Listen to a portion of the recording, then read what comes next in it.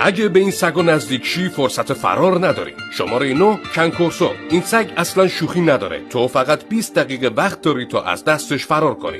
شماره 8 باکسر. این نژاد به شدت قدرتمند و سریع هستش. فقط 17 دقیقه وقت داری تا از دستش خلاص بشی. شماره 7 گورگاس. این سگ در 15 دقیقه میتونه تهدید جدی بشه. شماره 6 هاسکی. شاید به نظر شیرین بیاد ولی هاسکی ها در 12 دقیقه میتونن به راحتی شما رو به خطر بندازن. شماره 5 دوبرمن. فقط 10 دقیقه. همین.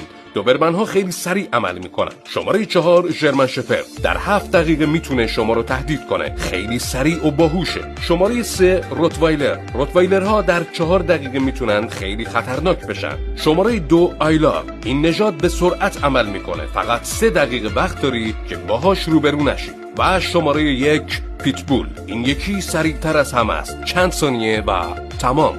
کدوم یکی از این سگ‌ها بیشتر شما رو میترسونه؟ کامنت بذارید و بگید. و برای دیدن عجیب ترین رازهای حیوانات پیجم رو فالو کن.